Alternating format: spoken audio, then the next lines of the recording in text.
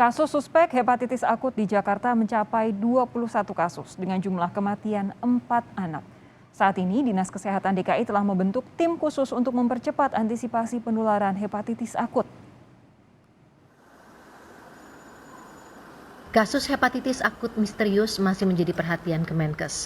Hingga saat ini sudah ada 7 anak meninggal dunia akibat hepatitis akut. Total ada 18 kasus hepatitis akut yang telah terkonfirmasi. Hari ini, Dinas Kesehatan Kota Bekasi merujuk satu pasien suspek hepatitis akut ke Rumah Sakit Cipto Mangunkusumo, Jakarta. Pasien anak berusia 10 tahun suspek hepatitis akut sebelumnya dirawat di Rumah Sakit Hermina Kota Bekasi. Di Jakarta, ada 21 kasus suspek hepatitis akut yang ditemukan.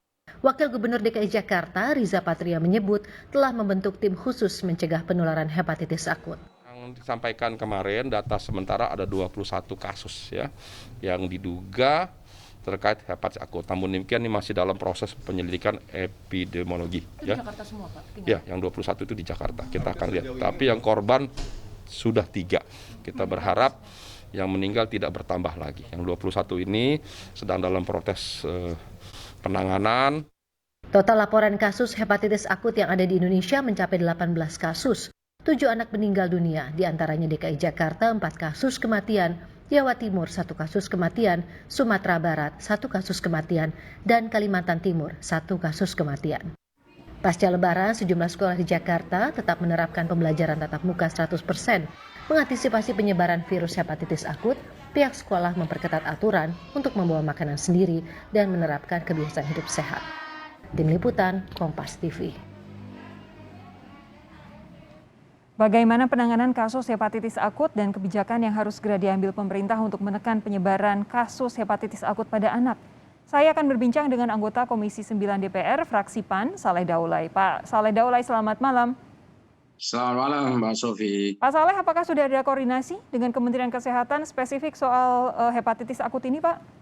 Ya, kalau koordinasi langsung misal dalam bentuk rapat belum ya, tapi kalau koordinasinya itu lewat WhatsApp grup, yaitu yang ada anggota Komisi 9 dan juga para pejabat Kementerian Kesehatan itu sudah dilakukan. Tetapi sampai sejauh ini kita belum melakukan koordinasi secara formal dalam rangka penanganan hepatitis akut misterius ini. Karena kebetulan saat sekarang ini kami sedang melakukan reses ya.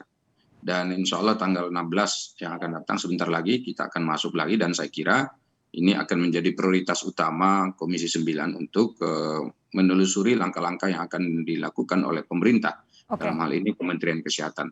Tapi sampai sejauh ini apa yang sudah dilakukan atau apa yang juga dirancanakan dalam beberapa waktu ke depan untuk mendorong pemerintah melakukan penanganan secara cepat, Pak Saleh? Jadi kita sebetulnya menghimbau kepada pemerintah untuk segera melakukan hal-hal yang diperlukan. Pertama, tentu kita meminta agar ada penelitian yang khusus dilakukan terkait dengan hepatitis akut misterius ini. Mengapa ini perlu dilakukan penelitian? Karena pertama nih namanya saja sudah saya kira agak unik ya, namanya akut dan misterius.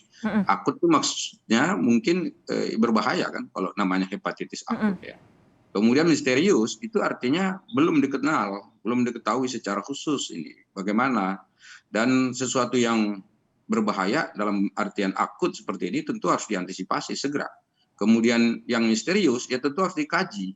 Nah, apa itu yang misterius sehingga dia tidak misterius. Kalau dia sudah tidak misterius tentu kita akan bisa menemukan langkah yang diperlukan untuk penanganannya.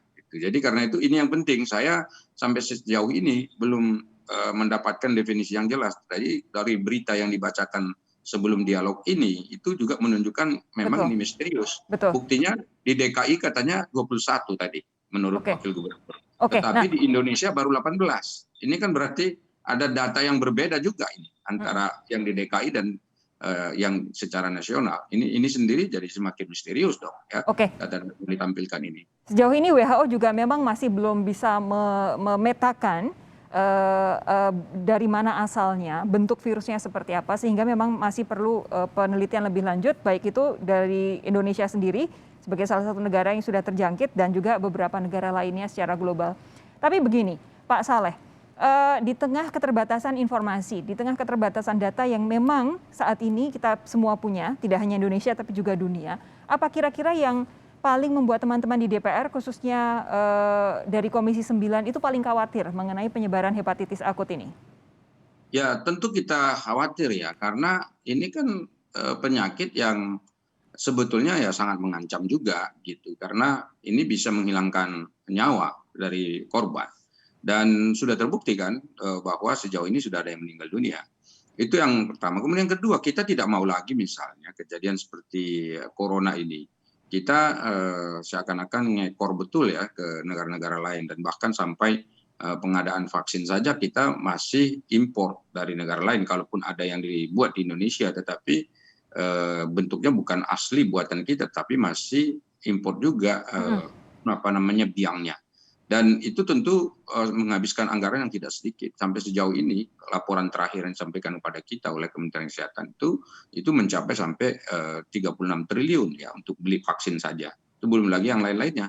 Termasuk diantaranya masih ada rencana pembelian baru pada tahun 2022 ini jika itu dilakukan. Itu mungkin ada 9 triliun lagi, dan itu besar sekali.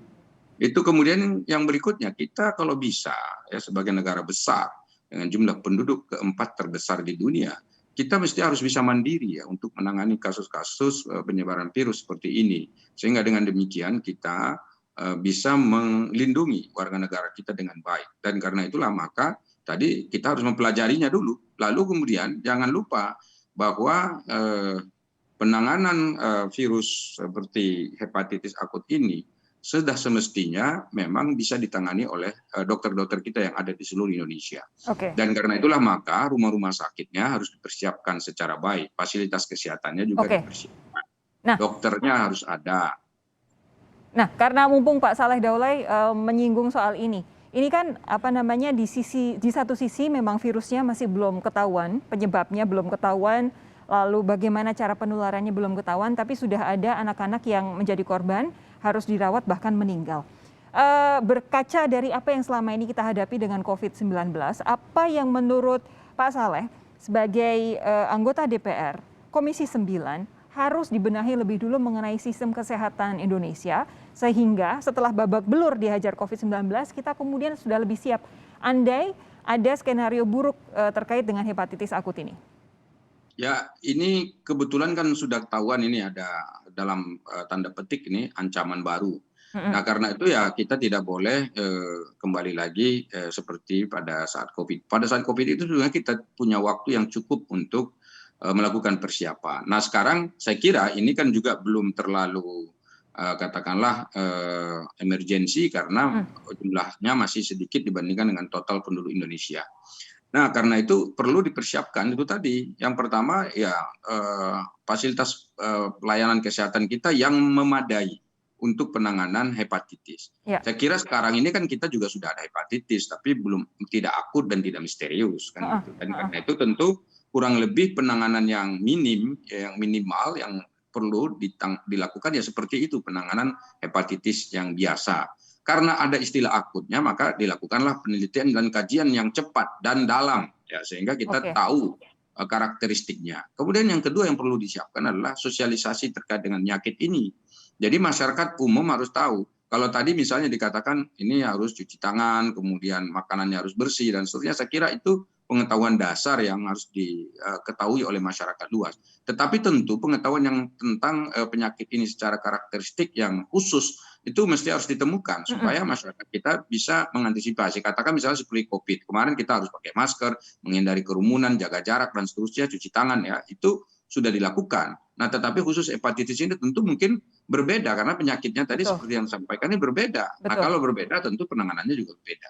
Kemudian dokter kita itu betul-betul harus disiapkan ini dokter apa. Jadi kalau masyarakat misalnya nanti ada yang terkonfirmasi memiliki karakteristik atau ciri-ciri seperti hepatitis akut, orang tahu dia dokternya dokter apa. Kan nggak mungkin semua dokter tahu.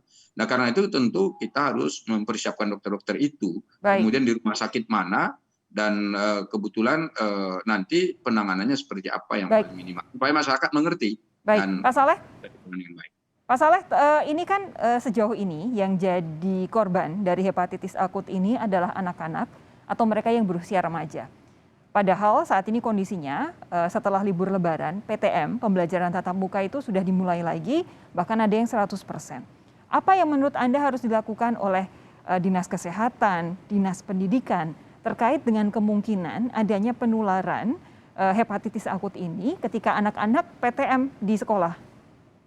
Ya, saya kira harus segera ada koordinasi langsung nih di tingkat kementerian, baik itu Kementerian Pendidikan, kemudian Kementerian Kesehatan, Kementerian Dalam Negeri dalam hal ini karena operasi sekolah-sekolah secara khusus kan ditangani oleh Pemda-Pemda yang ada di seluruh Indonesia, terutama yang SD, SMP, kemudian juga SMA dan SMK. Dan karena itulah maka ini harus ada koordinasi untuk menentukan prosedur tetap apa yang harus dilakukan ketika PTM dilakukan, sehingga nanti kita bisa mengantisipasi penyebaran virus ini. Tadi misalnya katakanlah ada di DKI diminta untuk bawa makanan sendiri-sendiri. Nah, saya kira juga itu bisa dilakukan untuk mengantisipasi. Atau mungkin ya tetap harus pakai masker, jaga jarak, cuci tangan, menjaga kebersihan dan seterusnya. Itu mungkin harus dilakukan dan koordinasi ini menjadi sangat penting.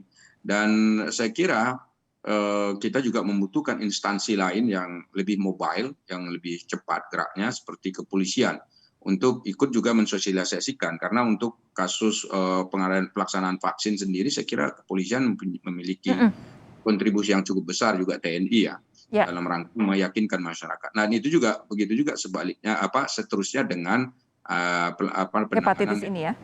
Ini sehingga dengan demikian nanti semua pihak berkontribusi dan juga masyarakat secara luas juga harus diyakinkan bahwa kita bisa menangani hepatitis akut. Jangan terlalu khawatir juga karena kalau masyarakat terlalu khawatir ini bisa nanti mengurangi aktivitas mereka dan juga mengurangi kreativitas mereka di dalam rangka memenuhi kebutuhan hidup sehari-hari. Sementara kita saat ini sedang fokus untuk memulihkan ekonomi kita setelah kita terpuruk ya dalam tanda petik ya ketika kita menghadapi pandemi COVID-19 ini. Kami nantikan begitu DPR selesai reses koordinasi antara DPR dengan Kementerian Kesehatan dan pemerintah secara umum mengenai hepatitis akut ini. Nanti kami tunggu kabar dari Pak Saleh ya Pak ya. Terima kasih. Terima kasih Mbak Sofi. Terima kasih Pak Saleh sudah bergabung di Sapa Indonesia Malam. Sehat terus Pak. Sehat, amin.